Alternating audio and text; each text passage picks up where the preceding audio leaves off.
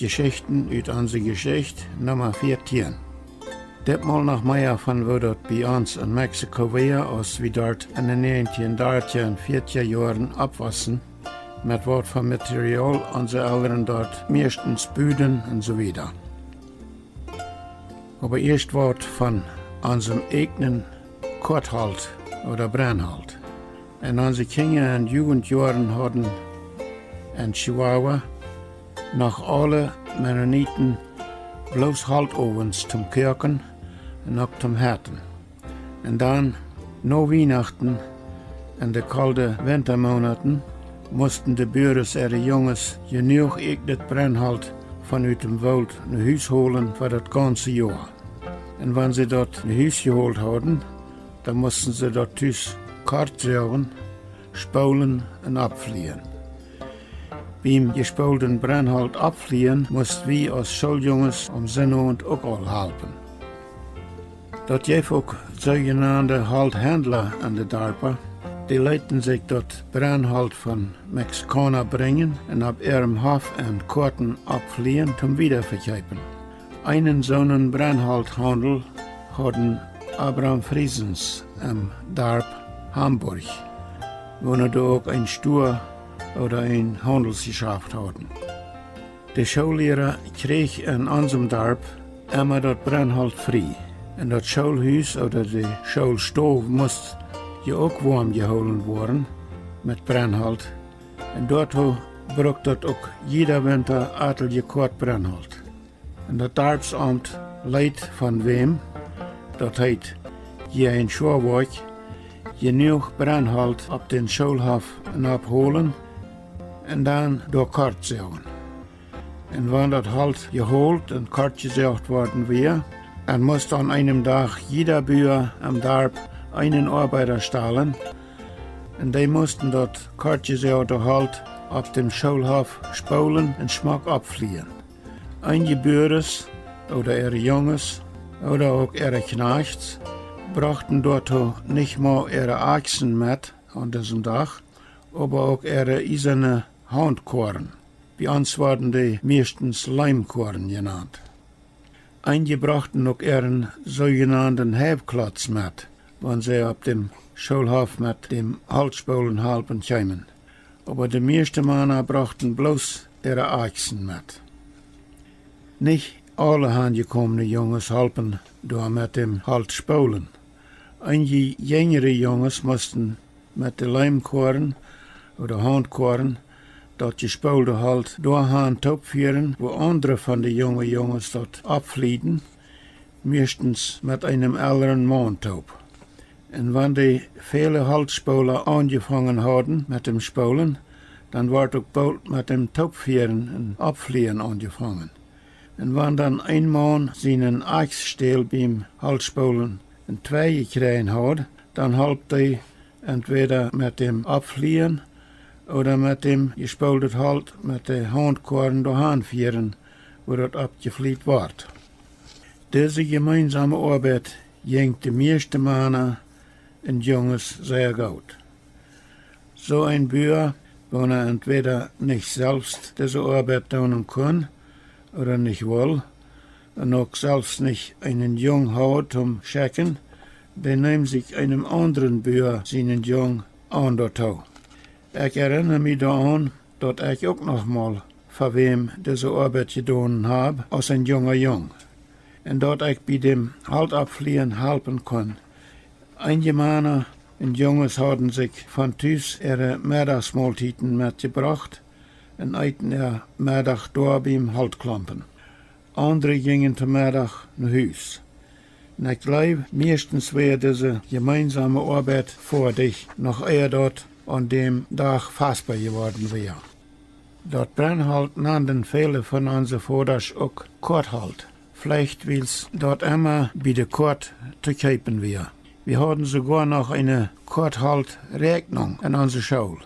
Und von daher wusste ich all, dass eine Korthalt 8 Schuh lang, 4 Schuh breit und 4 Schuh hoch ist. Wir holten dat Brennhalt in jene Jahren meistens uit dem Wald en de Boy westlich von Gnadenfeld hingen nach Bawichi. Da hadden Mexikaner dat halt aufgemerkt en dan korten abgefliet zum verkuipen. Meestens kon man door 2 show langet en ook 4 show langet brandhout kuipen. Wanneer dat 2 show langet halt weer, dan hadden de Mexicanen dort am Wald krijgt door hoe ze dat met de axe aufgehakt hadden, 4 show hoog en 16 show lang abgefliet, zodat het eine kort weer. Wanneer dat halt 4 show lang weer, dan hadden ze dat 4 show hoog en 8 show lang abgefliet. Einige Mexicaner waren meestersteuern, de 4 show lange, dikkere en dennere aster, van wonen vele een beetje kram oder krogelig waren, so abzufliehen, dat die nicht sehr dicht top lagen, dat het van so wenig halt als möglich eine Kort gaf. Ein Mennonit seht van zo'n wietleftig abgefliede Kort halt mal so. Deze Kort halt ist so wietleftig abgefliet, dat man ab Städten meist den Haut durch de Lacher schmieden kann, ohne dat die wo anhört. Wann nun aber welche fahren ein Dorf von irgendeinem Mexikaner Korthalt kaufen wollen, dann musst wir ein auch erst für jeder Korthalt ein Permiso, ein Permit kaufen, wenn wir nicht wollen straffällig worden, für Brandhalt ab unserem Hof haben, wofür wir nicht ein Permiso gekauft haben. Wils dat Brandhalt dir wir, en bei vielen Büros dat Geld sehr knapp wir, holden einige Lied manchmal auch weiter Struck uit dem Wald en er steht Korthalt. Dat deed wie ook. Dit Struck wären so eine Aster, wo de mexikanische Korthaltmerker door liggen gelaten hadden, so lang als dat dan weer. En wanneer dat Aster van rode Ekenbeim wären, dann wären viele Aster ziemlich lang, zodat wir ein ziemlich breites Feder davon kriegen. Mit unserer sogenannten Kaufheit, wo eigentlich Brekstangen sind, schlau wir dort Struck so sehr als wir können dool am Meier en ab te kriegen. Dit Struck wir viel billiger zu kaufen als dat Brandhalt. Aber als junge Jungs jenk uns dat Struck 2 haken, wenn wir dort erst bei Tüs hatten, nicht sehr gut. Und dann fangen wir mit einmal einen Weg, dat mit unserem Traktor in 2 te fahren. Der Traktor had je damals noch alles eiserne Räder, en ram seine eiserne Fahrräder had hij schmakke, scharpe eiserne Ring, en seine Hingerräder hadden scharpe Picken. En wanneer wir mit zo'n Traktor ein Stootje op dem Struckklampen ram fuhren, einen Träg fuhren, dann wären bald de meeste Aster so viel 2 gefahren, dat wir al nicht mehr viel brauchten 2 Haken. Aber dann wir viele davon eigentlich auch all ein bisschen fin gefahren. Dat Geval moet er nicht so recht, aber sie leidt uns dort so daunen. Dort Brandhalt, wat wir von Hinger nach Pavetschi uit dem Wald holden, dort wir meistens wittet Ekenhalt. Aber ab eingesteden wären auch viele rode Eken beim Domank am Wald, en wir versuchten einmal so ein Brandhalt zu finden, wo man viele rode Eken aasta wären, dann dort verschluch viel mehr. En bei uns wordt auch am liefsten rodet Ekenhalt gebracht, zum warsten Schenkes rekenen. Wir geloofden de reuk en de hart vom roden Ekenhalt glaut, geeft dem Fleisch einen besseren Geschmack als dat witte Halt. Aber dat rode Halt spoelt schwander. Wenn wir mexikanische Arbeiter hatten zum Teglen strecken, wonen dabei uns auch über Nacht bleiben, aber nicht Eten mitgebracht hatten, und dann bei uns Tortillas oder Gordas auf dem Glaut heitmöken, dann wollen die dort auch immer am liebsten von rodet Ekenhalt Glaut merken. Dann sie dachten auch, dass Tortillas dann besser schmeckten. Und wir Jungs lebten dort auch. Uns schmeckten diese Mexikaner ihre Tortillas und Gordas auch sehr gut. Und wir lebten auch dort, wenn wir am Hofst Kornohren abgelaut von rodem Ekenhalt bakten, dann schmeckten die am besten. Die schmeckten dann ganz vertrefflich gut. Ein oude Ekenbeim, dat heet, an den ihre Halle Aster, funkt man manchmal einen Stoff, den wir ab Plattdeutsch Hopje nannten. Op Spanisch ist dat Jeska en op Hochdeutsch heet dat Zunder. Aber wir nannten dat Hopje. Dat Langenscheid Wederbuch definiert dat Wort Zunder ungefähr so. Dat is leicht brennendes Material, wat man früher brukt zum Viermerken. En dat is krijgt wordt ook viele Mexikaner en ook einige Mennoniten dat brukten, als wir in Chihuahua abwassen. Ich erinnere mich klar daran, dat ich dat gesehen habe, wo alle Mexikaner diesen sogenannten Hopje brukten zum Viermerken en ook zum sich anschmecken. Ich habe in meinen jungen Jahren auch gesehen, dat einige Mennoniten Hopje brukten zum Viermerken en ook zum, zoals dat bij ons damals genannt wordt, sich anschmecken. Sehr viele oude Mexikaner en ook einige sehr arme Mennoniten brukten, als wir in Chihuahua abwassen, keine Schwefel. Sie hadden in ihre Heime keine Schwefel en ook keine Leiters. Sie hadden thuis en sie drüben ook an ihre Puppen immer ein Stückchen Hopje, einen kleinen Stein, den wir Vierstein nannten, en eine Art kleines Fieltje. Und wenn sie viermerken wollen, dann hielten sie an einer Hand ihren kleinen Vierstein und drückten ein kleines bisschen Hopje mit ihrem Daumen auf den Kant von ihrem Steinchen ab und streckten mit der anderen Hand das kleine Fieltje über den Vierstein ganz dicht bei dem Hopje. Und wenn die vier Funkjes ein paar Mal an das Hopje an gespratzt hatten, dann sang das Hopje leicht an.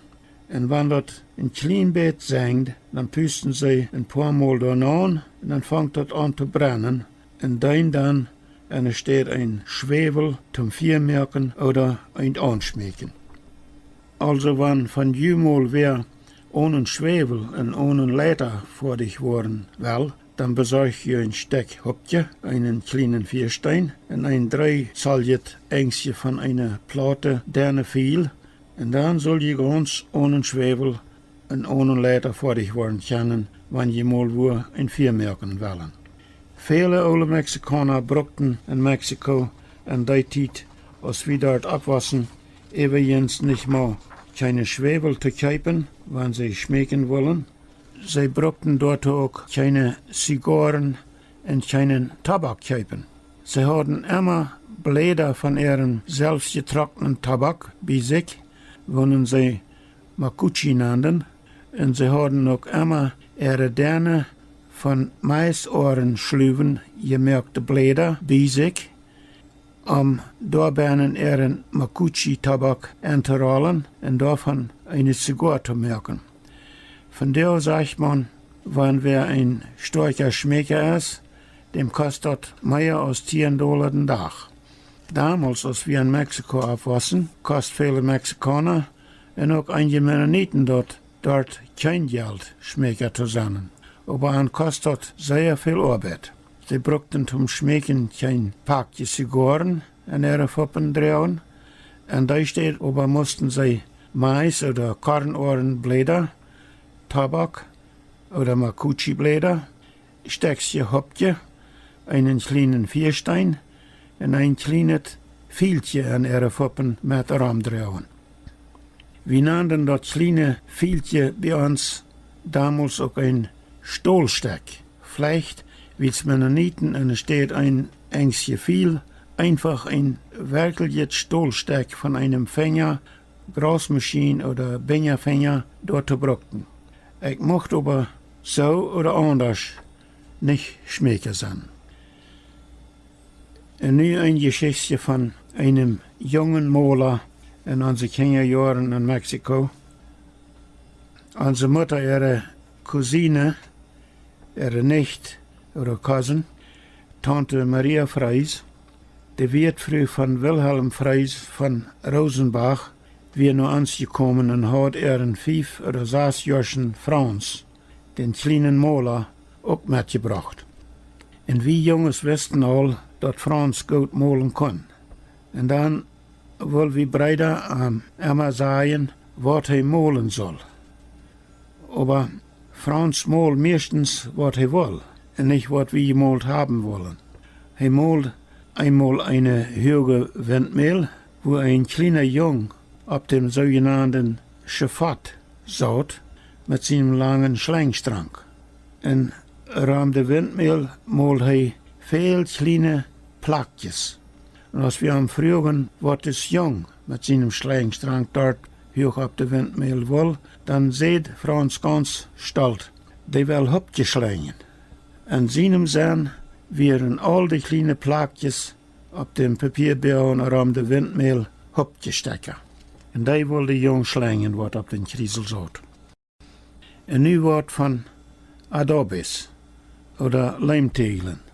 En onze Kinder- en Jugendjahre, en ook later nog, wat in de 1960er jaren, buden de Mennoniten en de Bustillo-stal in Chihuahua, en ook de Mexicanen en de ganze omgegend, alle wegen van adobes.